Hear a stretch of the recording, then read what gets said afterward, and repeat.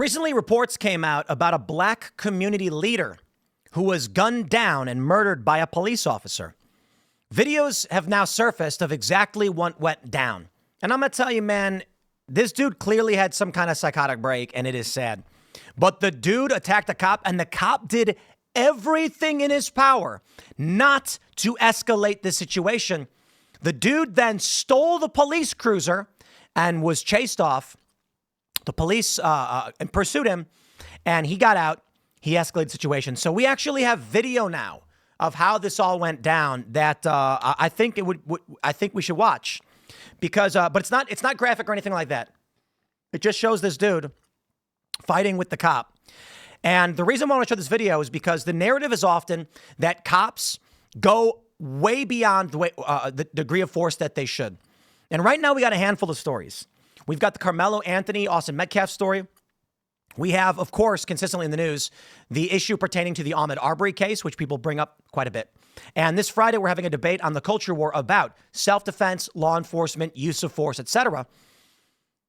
I don't think people talk enough about how there are cops out there that do everything they can to not take someone's life. I don't think it's fair that people often talk about how cops, when they shoot and kill innocent people, they don't talk about how it affects the person who does the killing too.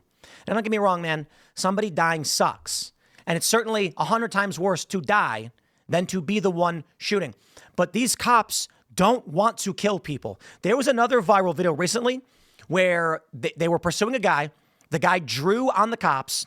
The cops opened fire, and the cop who shot him was starting to cry. Like, dude, I don't think people understand. These leftists think these cops go out drooling bloodthirsty. There are bad guys. There are murderers. Sometimes they are cops. Most people don't want to kill anybody. Check this video out. I think people need to see it. That's Jesus, bitch! That's Jesus, bitch! Oh. Get down on the ground! This cop is still just using his fist. Actually, you know what? Benny Johnson's got the full video. I think it's actually a bit better. What's going on? Check this out. In the name of Jesus, watch out! In the name of Jesus, watch out! Watch out, get hurt. You're gonna get hurt. In the name of Jesus, stop, bitch! Hey, Lord, bow get down. hurt. Jesus, Lord, bow down. Don't touch me, Turn or around. you're Put gonna your hands die. behind Next your time you touch me, you're gonna die. Next time you touch me, you're Turn gonna die. around. Turn around. Put your hands behind your back. Check this out. The guy's running away. He's running away. Send me another unit. He's on foot, going down the berm. The dude runs away. The cop does not chase. He says, send me another unit. He's going down the berm.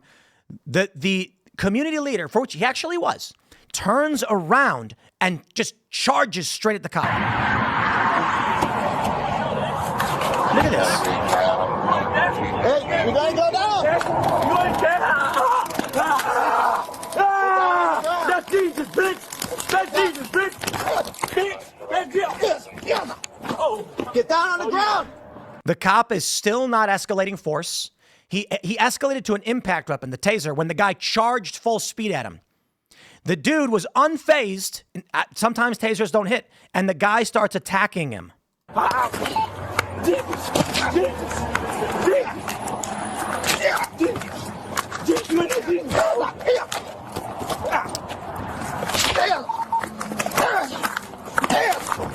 I'm going to say it again.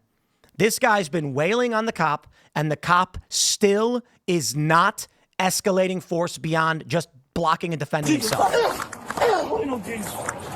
let's see. Good one. All right, let's try to call Jesus. Go ahead. Listen. Get down on the ground now. Lay down. Lay down. And you know what's funny? We got this response. This dude says, white cops are terrified to do their jobs. This officer exercised far too much restraint. No, man. I have tremendous respect for this officer. He did not want to kill a guy. This is... Well, look, we don't want people to die. Like, I don't want anybody to die. Even, like, this cop was doing everything good. And you know what I got to say? Respect to this cop. He held his ground. He stood his ground. He fought back, and he didn't escalate. The guy charged back at him. He called for backup. Backup was on the way. What ends up happening is, now this is where I'll say, this is where it gets dangerous. This dude His name is Deshaun Leith. I believe that was his name. Pennsylvania police are actually, is this the right story? People were saying this was I'm pretty sure, right? I don't know. That's weird. Pennsylvania, 'cause that was an Ohio body cam, wasn't it? Sometimes these stories get mixed up. Seems like, so this is the black community leader the corporate media is saying was murdered by police officer. This is the story that's going around, and I'm pretty sure that was the guy. Maybe it wasn't. Maybe it's a different guy. Multi-state police chase culminates in, no. Okay, oh, yeah, here we go. Yeah. That's weird. They're saying Michigan, Pennsylvania. I saw that for a second. I was like, wait, what? No, this was it. This is the report.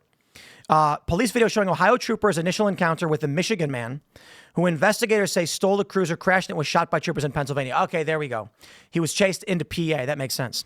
Video from Ohio State Patrol shows the trooper encountering the man, identified as Deshaun Leith, on the side of the turnpike after Leith crashed near the state line. Leith runs away, but turns around and runs back towards the trooper. Body camera video shows the trooper attempting to use a stun gun on him. So what ends up happening is Leith gets the trooper on the ground, jumps in his car, takes off, is chased into Pennsylvania, crashes, and then the troopers in PA, after an altercation, end up taking his life. Here's where I understand when people are saying the cop was showing too much restraint.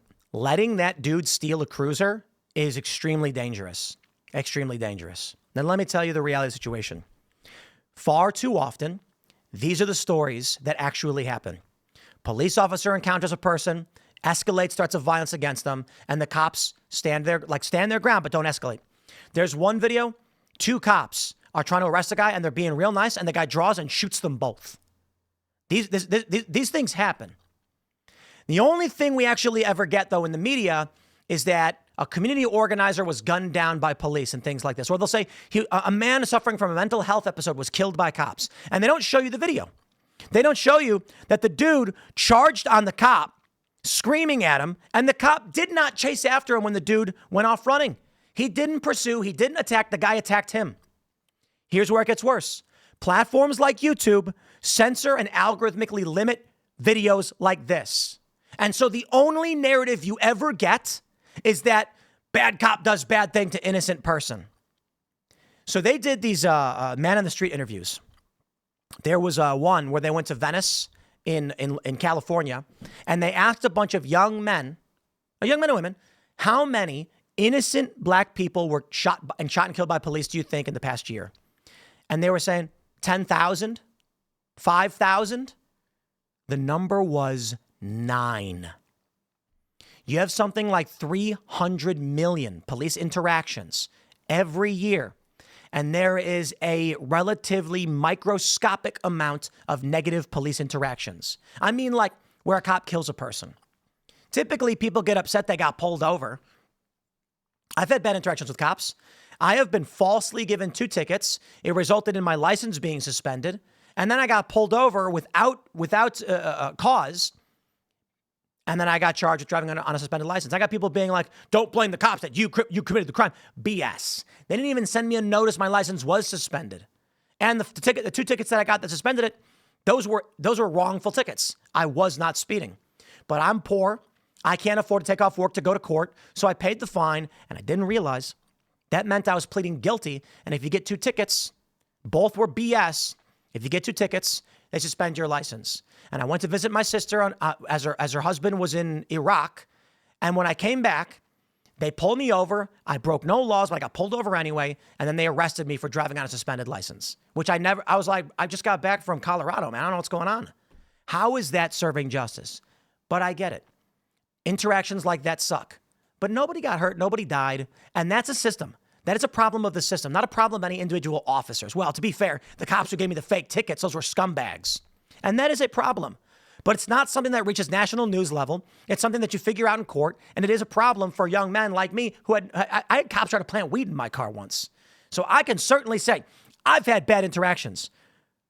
But most of the time, cops ain't trying to kill nobody. They're not. But the media perpetuates this narrative. And so this is what I refer to as the scaling problem. Let's play it like this.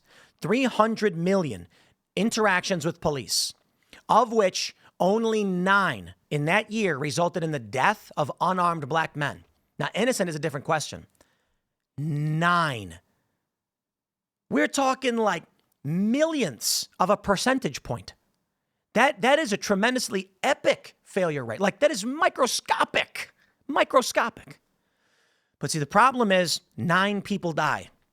These videos go viral. Sometimes they get regurgitated year over year, and people think it's happening endlessly.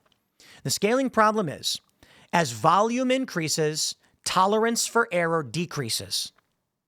If you have 100 police interactions and one guy dies in a scuffle, there's a story about one guy dying, it's disputed, and they say, yeah, but I mean, it only happened one time. That's 1% of all interactions, though. If you have 1 million interactions and one guy dies, again, it's one guy. But wait, the margin of error is substantially less.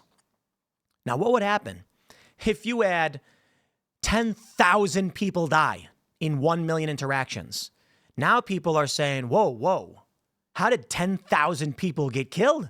That's the same margin of error, 1%. But the tolerance is gone. This is the challenge we are facing. It's easy to get one story and blow it up, and then everybody thinks we need... It's like The Simpsons when the bear comes into town. Like, the bear came in one time in 50 years, and they're like, time for everybody to put in taxes for a bear patrol. It's like, dude, we don't need that. It's like one thing happened. This is the problem. So I'll say this, my final thoughts on this. I watch this video, I see people sharing it, and I think to myself, the corporate press and the social media, they typically censor these stories. They don't show them. How often is a story like this, primetime news, where they're like, a black man attacked a white cop, beat him mercilessly, stole his cruiser, and sped off? They don't report those things. Maybe if you watch Cops, which like is on Fox Nation or something. But you go on social media and you will get inundated with stories about the one time an unarmed black man was killed by a bad cop. It does happen, and it is wrong. And those cops should go to jail when they do it. But then you get stories like Derek Chauvin. Derek Chauvin showed up after George Floyd was already subdued. He did not know what was going on. He did a standard restraint as he was trained to do. And they put every single cop there in prison. The system is broken, not the way people think. It is bad when innocent people are killed by cops, you bet. But it is extremely, profoundly rare. And it is bad when innocent cops are put in prison for following the rules and following the law. Now you get a story like this, and yeah, you know what? Maybe it's just another run-of-the-mill story where a bad guy did a bad thing. They're not going to cover it. They're not going to report it. And that skew is going to happen. So I tell you this. I'm not showing you this video so you can get mad at criminals or black people or defend cops. I'm saying it's more nuanced than that.